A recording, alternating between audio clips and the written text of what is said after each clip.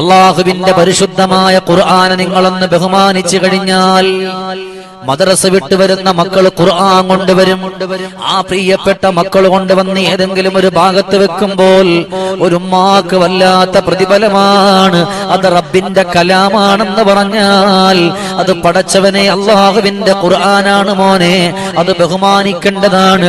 അതുകൊണ്ട് ഏറ്റവും ഉയർന്ന സ്ഥലത്തിൽ വീട്ടിൽ അല്ലെങ്കിൽ പള്ളിയിലാണെങ്കിൽ അലമാരകളുടെ മുകളിൽ അതിനെ എടുത്തു വെക്കലാണ് ഏറ്റവും അത്യുത്തമമെന്ന് പറഞ്ഞു കൊടുത്താൽ അത് റബ്ബിന്റെ കലാമാണെന്ന് പറഞ്ഞ് മനസ്സിലാക്കിയിട്ട് അല്ലാഹുവേ അത് മക്കളിലൂടെ തന്നെ പരിവർത്തനപ്പെടുത്താൻ ഒരുങ്ങിയാൽ അവിടെയാണ് മക്കളെ ഭാവി നന്നാകുന്നത്, അവിടെയാണ് മക്കൾക്ക് ബുദ്ധി വരുന്നത്. അബൂ യസീദുൽ ഖുദരി റളിയല്ലാഹു തആല എന്ന് പറഞ്ഞല്ലോ, ഒരു കുട്ടിയുമായി ഒരു ഉമ്മ കടന്നു വരുന്നുണ്ട്. ആരുടെ മുമ്പിൽ എന്നറിയുമോ? അബൂ യസീദുൽ ഖുദരി റളിയല്ലാഹു അൻഹുവിന്റെ മുമ്പിൽ കടന്നു വന്നിട്ട് പറയാണ്, 13 വയസ്സ് പ്രായമായി തങ്ങളെ. എത്ര പഠിച്ചിട്ടും അവന്റെ മെമ്മറിയിലില്ല, എത്ര പഠിച്ചിട്ടും അവൻ മനസ്സിലാക്കുന്നില്ല, അവൻ ഓർമ്മ കിട്ടുന്നില്ല. അതുകൊണ്ട് നിങ്ങളൊരു കാര്യം ചെയ്യോ, എന്റെ കുട്ടിക്കൊന്ന് മന്ത്രിച്ചു തരാമോ? മഹാനുഭാവൻ അവിടെ നിന്ന് പറഞ്ഞു, മോളെ നീ എന്ന് പുറത്തേക്ക് നിക്ക്, കുഞ്ഞുമോൻ എന്റെ അരികത്ത് തന്നെ നിന്നോ എന്ന് പറഞ്ഞിട്ട് പ്രിയപ്പെട്ട കുഞ്ഞുമോനെ മാത്രം അരികത്തിരുത്തുകയാണ്. ആ കുഞ്ഞുമോൻ അരികത്തിരുത്തിയിട്ട് അബൂ യസീദുൽ ഖുദരി റളിയല്ലാഹു അൻഹു ചോദിക്കുന്ന, മോനെ നിന്റെ ഉമ്മ എങ്ങനാ നിന്നോട്? ആ സമയത്ത് പറഞ്ഞു, അൽഹംദുലില്ലാഹ്, വലിയ സ്നേഹമാണ്. എന്നാ മോനെ നീ പഠിക്കാൻ പോകുന്നവനാണ്, അള്ളാന്റെ കലാമ് പഠിക്കുന്നവനാണ്, മറ്റുള്ള എല്ലാ വിദ്യാഭ്യാസവും നീ നേടുന്നവനാണ്. എന്നാൽ നീ പഠിക്കുന്നത്, നീ പഠിക്കാൻ കൊണ്ടുപോകുന്ന ഖുർആനാണെങ്കിൽ ഖുർആൻ അല്ലെങ്കിൽ പലക, അതെവിടെയാണ് നീ കൊണ്ടുവന്ന് വെക്കുന്ന എന്ന് ചോദിക്കുമ്പോ കുഞ്ഞിളം മനസ്സല്ലേ അവനവിടെ നിന്ന് പറഞ്ഞു, ഉസ്താദേ ഞാൻ പഠിക്കാൻ വേണ്ടി കൊണ്ടുപോകുന്ന സാധന സാമഗ്രികൾ കൊണ്ടുവന്നിട്ട് അതിനെ ഞാൻ അങ്ങ് വലിച്ചെറിയും. പിന്നെ എപ്പോഴെങ്കിലുമാണ് വന്ന് ഞാൻ എടുക്കുന്നത്. പിന്നെന്താ ചെയ്യുക? നിന്റെ ഉമ്മ നിന്നെ പഠിപ്പിക്കാറുണ്ടോ? അതേ തങ്ങളെ ഉമ്മ പഠിപ്പിക്കാറുണ്ട്. ഉമ്മ പഠിപ്പിക്കുമ്പോ ആ പഠിപ്പിക്കുന്ന സമയത്ത് നിന്റെ പുസ്തകം എവിടെയാണ് വെക്കുന്നത്? അതെവിടെങ്കിലും ഞാൻ വെക്കും. പഠിച്ചു കഴിഞ്ഞാൽ ഞാൻ അങ്ങ് കടന്നു പോകും. എന്നാൽ മോനുസ്താദ് 2 കാര്യം പറയട്ടെ. മോനെ നീ പഠിക്കുന്ന സാധനങ്ങൾ, പഠിക്കുന്ന പുസ്തകങ്ങൾ നീ കൊണ്ടുവന്നാൽ അതിനെ ബഹുമാനിച്ചെങ്കിൽ മാത്രമേ നിനക്ക് നല്ല ബഹുമാനവും നല്ല അറിവും നല്ല ഓർമ്മയും കിട്ടുകയുള്ളൂ. ഒന്നാമത് പഠിപ്പിച്ചു കൊടുക്കാം മോനെ. ഉമ്മമാര് ചെയ്യേണ്ട കാര്യമാണ്. മക്കൾ വന്നിട്ട് ബുക്ക് വലിച്ചെറിഞ്ഞ ഒന്നും മിണ്ടൂല. അത് കുഴപ്പമില്ല, കുട്ടികളെല്ലാം അങ്ങിട്ടിട്ട് പോകും അല്ലേ? മക്കൾക്ക് മനസ്സിലാകാത്ത ഒന്നാമത്തെ കാര്യം അള്ളാഹുവിന്റെ കലാമിനെ ബഹുമാനിക്കാത്തത് കൊണ്ടാണ്. കൊണ്ടുപോകുന്ന ഖുർആൻ ഉമ്മമാരാണ്, വീട്ടിന്റെ ഉള്ളിലുള്ള ഉമ്മയാണ് നോക്കേണ്ടുന്നത്. അവൻ ബാഗിൽ ഇട്ടുകൊണ്ട് പോയിട്ട് ആ ബാഗ് കൊണ്ട് വലിച്ചെറിയുമ്പോ അതിനകത്ത് അൽഹംദുലില്ലാഹ്, അല്ലാഹുവേ അള്ളാന്റെ കലാം അതിലുണ്ട്. ആ ഖുർആനെ ബഹുമാനിച്ചില്ലെങ്കിൽ അള്ളാഹു ആ കുടുംബത്തെ തന്നെ ബഹുമാനിക്കില്ല. ആ കുടുംബത്തെ ബഹുമാനിച്ച, ആ ഖുർആനെ ബഹുമാനിച്ചാൽ അള്ളാന്റെ സ്വർഗം അവർക്ക് കൊടുക്കുമെന്നാണ്. നിങ്ങൾ ചിന്തിച്ചു നോക്ക്. നിങ്ങളുടെ മക്കൾ 3ഉം 4ഉം വയസ്സുള്ള മക്കൾ സ്കൂൾ വിട്ട് വരാ, തോളി കിടക്കണ പൊക്കളക്കട്ട് വലിച്ചേറാ. എന്ത് കുന്തം, എന്തൊരു വെയിറ്റ്, എന്തൊരു വെയിറ്റ് അത് പഠിക്കുന്നത് അല്ലെ? ചില മക്കൾ കുന്തം, എന്ത് വെയിറ്റാണ് മോനെ. നീ പഠിക്കുന്ന ഒന്നിനെയും വേറൊരു പേര് കൊണ്ട് ബഹുമാനിക്കരുത്. അത് ഏത് വിഷയമാണോ ആ വിഷയത്തെ നീ ബഹുമാനിക്കണം, അതിന് നീ ചുംബനം കൊടുക്കണം എന്ന് അബൂ യസീദുൽ ഖുദരി റളിയല്ലാഹു അൻഹു ഖുർആനാണെങ്കിൽ ഓതിക്കഴിഞ്ഞാൽ അതിന് ചുംബനം കൊടുക്കണം. അതുമാത്രമല്ല, അതിന് ഏത് കാര്യമാണ് നിന്റെ ജീവിതത്തിന് ഉപകാരപ്പെടുന്നത് പഠിക്കുന്നത് എങ്കിൽ എന്ത് ചെയ്യണമെന്നറിയോ? അതുകൊണ്ട് നീ ഒരു ചുംബനം കൊടുക്കണേ. നീ അതിനോട് ചെയ്യുന്ന ബഹുമാനമാണ്. ഒരു സ്വഹാബി അവിടെ നിന്ന് ഒട്ടകത്തിന്റെ പുറത്തിരിക്കാൻ അറിയില്ല. ബാപ്പ പറഞ്ഞു, മോനെ നീ കയറിക്കോ. പറഞ്ഞ പാടെ ഒട്ടകത്തിന്റെ പുറത്ത് കയറി. പിന്നെ എങ്ങനെ മറിഞ്ഞു വീണു. അത് മാത്രമല്ല, ബാപ്പ പറഞ്ഞു, മോനെ നിന്റെ ഒട്ടകത്തിനൊരു ചുംബനം കൊടുക്ക്, നിനക്ക് നല്ലതുപോലെ പഠിക്കാൻ പറ്റും. അങ്ങനെ ദിവസവും ചുംബനം കൊടുത്തു ഒട്ടകത്തിന്. അതിന്റെ പുറത്ത് കയറി അൽഹംദുലില്ലാഹ് നല്ലതുപോലെ പഠിച്ചു. അതുകൊണ്ട് പഠിക്കാൻ വേണ്ടി കൊണ്ടുപോകുന്നത്, ആ പഠിത്തത്തിന് വേണ്ടി മക്കൾ ഉപയോഗിക്കുന്നത്, അത് ബാഗാണെങ്കിൽ അങ്ങനെ, അത് പുസ്തകമാണെങ്കിൽ അങ്ങനെ, അത് പേനയാണെങ്കിൽ അങ്ങനെ, അത് പെൻസിലാണെങ്കിൽ അങ്ങനെ, അതിനെ ഇട്ടുകൊണ്ട് ചൂലുകൊണ്ട് തൂത്തുകളയുന്നൊരു ഗതികേട് വരല്ലേ? ചില വീട്ടിലൊക്കെ മക്കൾ പഠിക്കുന്ന സാധനം പേനയും പേപ്പറും, അതാ മക്കളുടെ ബുദ്ധി തന്നെ നഷ്ടപ്പെടുത്തും അല്ലേ? അതിനങ്ങോട്ട് വലിച്ചെറിയ. അതിപ്പോ എന്താണെന്നും നോക്കൂല, എങ്ങനെ വരുമോ നോക്കൂല അല്ലെ? പഠിക്കുന്ന ഒന്നും ഒരു ഷീറ്റ് കടലാസാണെങ്കിൽ പോലും, ഒരു ഷീറ്റ് കടലാസാണ് എങ്കിൽ പോലും അതിനെ വലിച്ചെറിയരുത് പെങ്ങളെ. മക്കളോട് നിങ്ങൾ പറയണം, മക്കളെ ഒരിക്കലും അങ്ങനെ ചെയ്യരുതേ മക്കളെ. അത് വല്ലാത്തൊരവസ്ഥയാണ്, അത് വല്ലാത്തൊരനുഭൂതിയാണ്. നിങ്ങൾ പഠിക്കുന്ന പുസ്തകത്തെ നിങ്ങൾ ബഹുമാനിച്ചു നോക്ക്. ഖുർആൻ പഠിക്കുമ്പോ ഖുർആനിനെ ബഹുമാനിച്ചു നോക്ക്. നിങ്ങൾ നോക്കാറുണ്ടോ? പഠിക്കുന്ന ഖുർആൻ അല്ലെങ്കിൽ ഓതുന്ന ഖുർആൻ നിങ്ങൾ നോക്കാറുണ്ട്? എത്ര ഉണ്ടാവും? കുറവല്ലേ? നമ്മളധികം അങ്ങനെ ഓർക്കാറില്ല, നോക്കാറില്ല. ആ ഒരവസ്ഥയിലൂടെയാണ് കടന്നു വരുന്നതെങ്കിൽ ഈ പള്ളി നിറഞ്ഞിരിക്കുന്ന പള്ളിയുടെ ഉള്ളിൽ എന്റെ പ്രിയമുള്ളവരെ, നമ്മളെല്ലാവരും ഒരുപോലെ ഖുർആനെ അങ്ങ് ബഹുമാനിച്ച അതിന്റെ പ്രതിഫലം അല്ലാഹു നിങ്ങൾക്ക് തരുമെന്നുള്ളതാണ്. അതിന്റെ പ്രതിഫലം അല്ലാഹു നിങ്ങൾക്ക് തരും. അതിൽ യാതൊരു മാറ്റവുമില്ല. അൽഹംദുലില്ലാഹ് പങ്കെടുക്കണമെന്ന് പറഞ്ഞു വന്ന ഒരുപാട് ആളുകൾ. പടച്ചോനെ അൽഹംദുലില്ലാഹ്, അത് വലിയ പുണ്യമാണ്. അതുകൊണ്ടിരിക്കുന്ന ഓരോരുത്തരോടും പറയുകയാണ്, നല്ല നീയത്തോടെ ആയിരിക്കണം പുസ്തകങ്ങൾ, ബുക്കുകൾ, പഠിക്കുന്ന കായികകൾ. ചില മക്കള് ബാഗ് കൊണ്ടുവന്നിട്ട് ആ ബാഗിനെ ബഹുമാനിക്കണം. എന്തുകൊണ്ട്? അവൻ പഠിക്കുന്ന പുസ്തകങ്ങളും ബുക്കുകളൊക്കെ ചുമന്നുകൊണ്ട് പോകുന്നത് ഈ ബാഗാണ്. അപ്പൊ അതുകൊണ്ട് നമ്മൾ അതിനെ ബഹുമാനിക്കണം.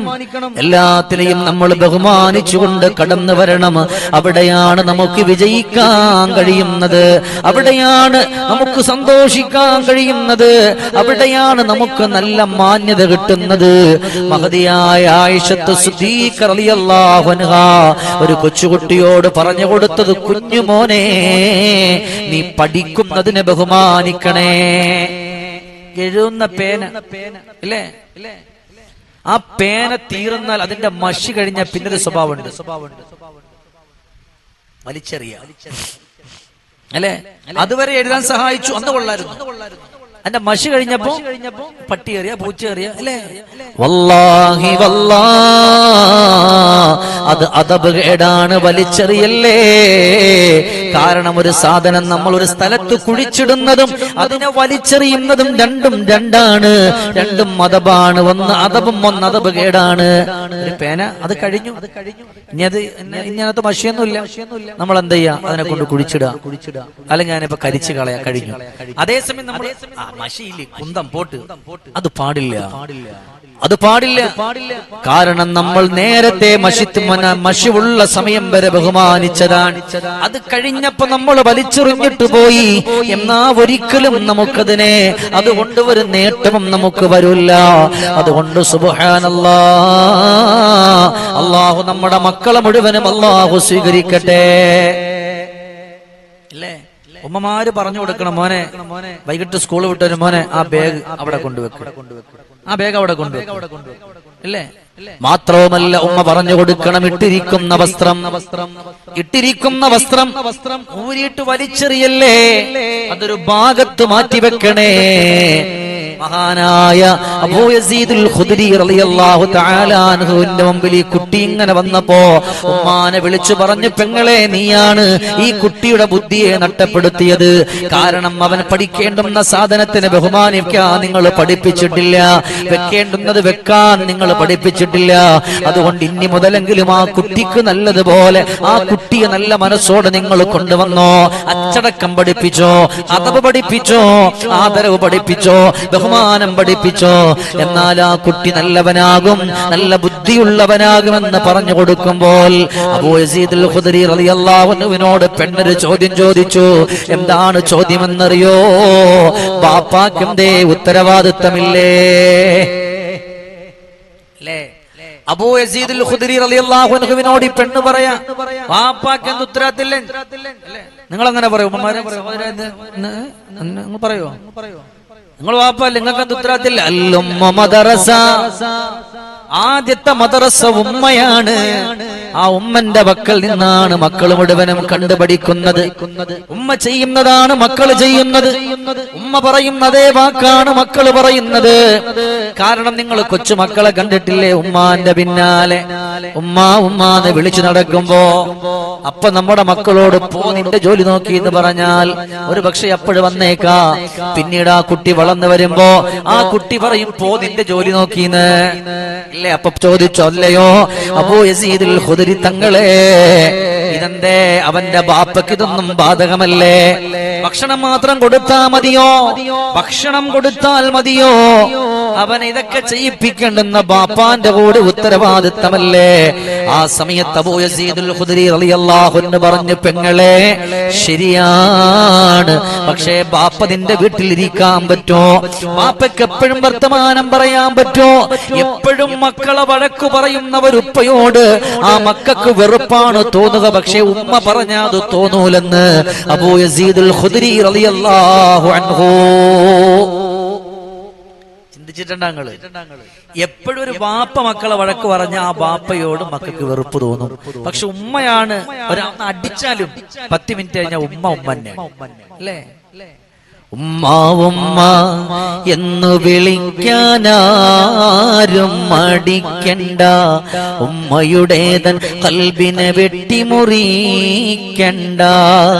ഉമ്മതൻ കാക്കൽ സ്വർഗമതുണ്ട് ത്വാഹ മുഹമ്മദിൻ, അതുമിതും ഞങ്ങൾ മറന്നീടണ്ട. സഹോദരങ്ങളെ, പഠിച്ചുകൊള്ളുക. അബൂ യസീദുൽ ഖുദരി റളിയല്ലാഹു അൻഹു ചോദിച്ചു, തങ്ങളെ ബാപ്പക്ക് ഇത് ബാധകമല്ലേ? ബാപ്പ കൂടെ ചെയ്യാനുള്ളതല്ലേ? ബാപ്പ കൂടെ ജീവിതത്തിൽ കൊണ്ടുവരാനുള്ളതല്ലേ? ഇത് ബാപ്പക്കൂടെ നിർബന്ധല്ലേ? അപ്പോഴും ബാപ്പല്ലേ ഇതൊക്കെ ചെയ്യേണ്ടുന്നത്? ബാപ്പക്ക് എന്താ പറഞ്ഞ? ചില ഉമ്മമാര്, ചില സഹോദരിമാര് വീട്ടിൽ ചോദിക്കണ്ട, ഒരു വാപ്പുണ്ട് അല്ലേ? ചില ആളുകൾ പറയും, ഒരു വാപ്പുണ്ട്, പേരിന് വേണ്ടി വാപ്പ, ഉരുട്ടിപ്പറക്കി വെച്ചേക്കുന്ന ഒരു അന്തം കുന്നാണി വാപ്പ, മന്ദബുദ്ധി വാപ്പ അല്ലേ? കടത്തണ്ട വെട്ടിയിട്ട പോത്തിനെ പോലെ ചില ആൾക്കാർ ചോദിക്കും. എന്നാൽ അവിടെ അബൂ യസീദുൽ ഖുദരി റളിയല്ലാഹു അൻഹു പറഞ്ഞു, നിന്റെ ശരീരവുമായി മക്കാനൽ ഉമാ, നീയുമായിട്ടൊരു ബന്ധം നിന്റെ കുട്ടിക്കൊണ്ട്.